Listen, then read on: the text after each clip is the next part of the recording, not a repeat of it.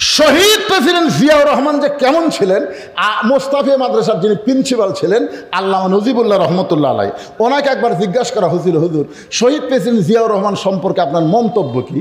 উনি বললেন, শহীদ প্রেসিডেন্ট জিয়াউর রহমান হলেন হযরত ওমর ফারুকের সিমটম। ধরে কোন সুবহানাল্লাহ।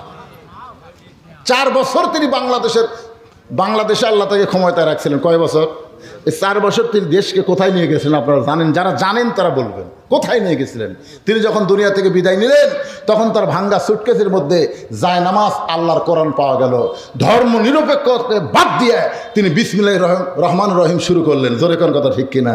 ইসলামের মূল মন্ত্র নিয়ে তিনি বাংলাদেশকে শাসন করলেন। আপনারা বলেন তো, শহীদ প্রেসিডেন্ট জিয়াউর রহমান কোনোদিন বলেছেন রাজাকার এই মুহূর্তে বাংলা ছাড়? এ কথা কোনোদিন বলছেন? কথা কন না কেন ভাই? বলছেন? আচ্ছা, খালেদা জিয়া কোনোদিন বলছে রাজাকার এই মুহূর্তে বাংলা ছাড়? এরা কোনোদিন বলছে? আচ্ছা, তারেক জিয়ার মুখে কোনোদিন শুনছেন এরা রাজাকার এই মুহূর্তে বাংলা ছাড়? কোনোদিন শুনছেন? তাহলে জিয়াউর রহমান কয় না, খালেদা জিয়া কয় না, তারেক জিয়া কয় না, এই শালা পাংশা পুটিরা কোত্থেকে বের হলো? পাংশা পুটিরা।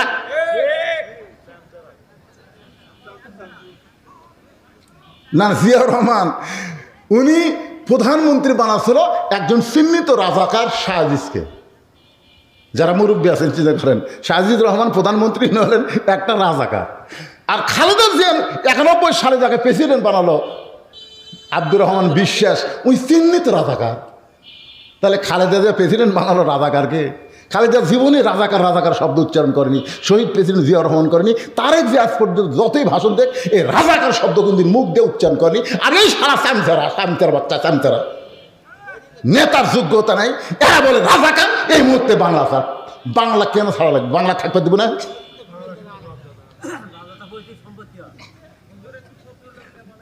কিসের ফখরুল? ওটা কোয়ার টাইম আছে আমার।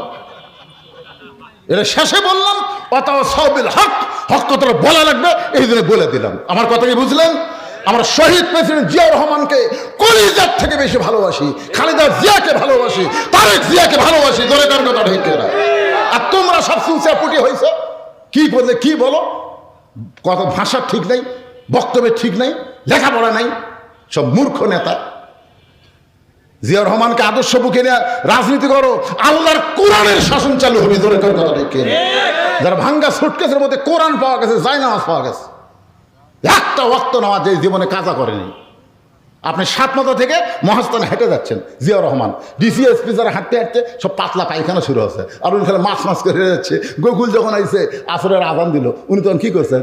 আজান শোনার সাথে সাথে মসজিদে এসে জুতা খুলে মসজিদে গিয়ে তিনি সুন্নতের নিয়ত করলেন। সবাই চিন্তা করলো, কে রে অজু?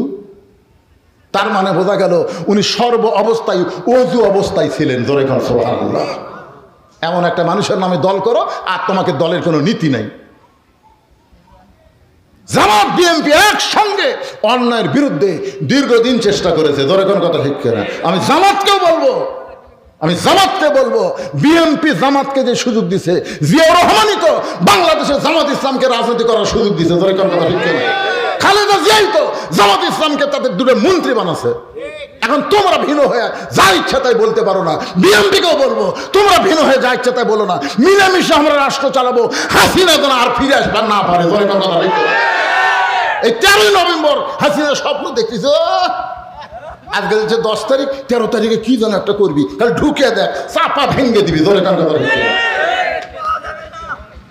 হায় হায় রে, সব আবার আশ্বাস যাচ্ছে।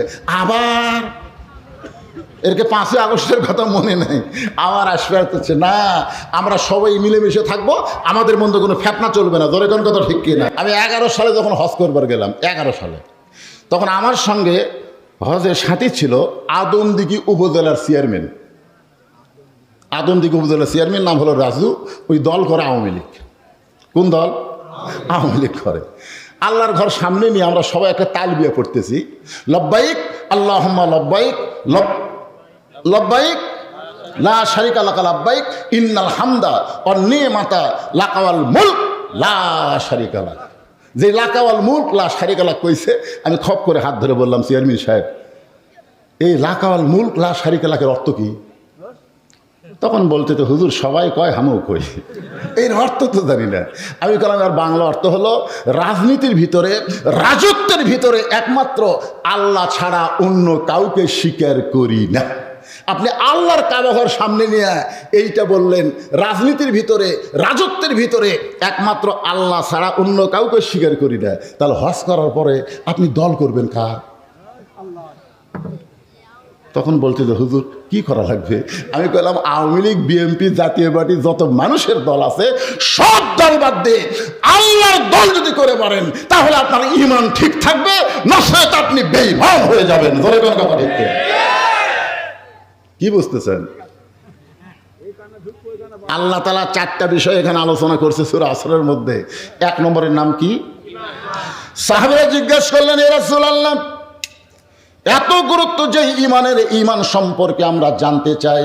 রাসূল বললেন, ইকরার বিল লিসান, তাসদিকু বিল জানান, আমল বিল আরকান, এরই নাম হলো ঈমান। হুজুরাকে রে, হুজুরাকে রে, এরা নিশ্চয়ই করে হাফেজি মাদ্রাসার ছাত্র হবে। খোঁজলে দেখেন, এরকে কামই হলো মাহফিল নষ্ট করো। এরা কোনো এক জায়গাতে এসে একত্র হয়ে বসবে, এক সময় শয়তান বলবে ওঠ, ওরকে দেখা দিকে আরো 10 জন উঠবে। এরকে কামই হলো মাহফিল নষ্ট করা। আমি যদি কোনো মাহফিলে দেখি হাফেজি মাদ্রাসার বাচ্চারা কোরআনের মাহফিলে বসেছে, আমি ওদেরকে না তোলা পর্যন্ত শুরু করি না। কিন্তু আজকে দেখতে পারি না ওটা কোন ধার্য ছিল।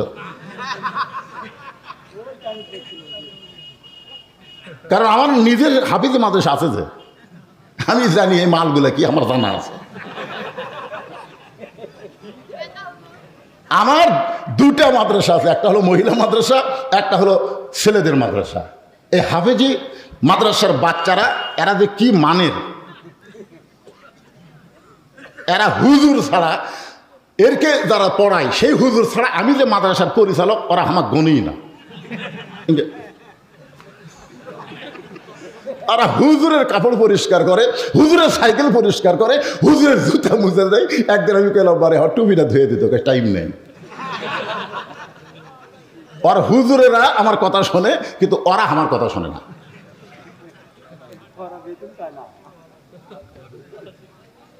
আর দেখেন তো হাফেজ মাদ্রাসার বাচ্চারা কোনো জায়গাতে আছে।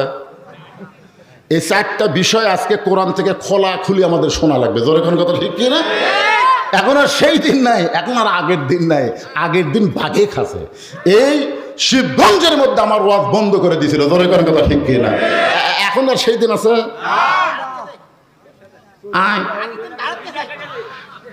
আয় বন্ধ করে দে, জনগণই চাপা উল্টে দিবি। জোরে কোন কথা ঠিক কি না? হ্যাঁ, আল্লাহর বান্দার একটু মনোযোগ দিয়ে শুনবেন। রাসূল বললেন, ইকরার বিল লিসান, তাসদিকু বিল জানান, আমল বিল আরকান। জবানে বলতে হবে লা ইলাহা ইল্লাল্লাহ, শুধু জবানে বললে হবে না। তাসদিকু বিল জানান, এটা কলিজার মধ্যে জায়গা দিতে হবে।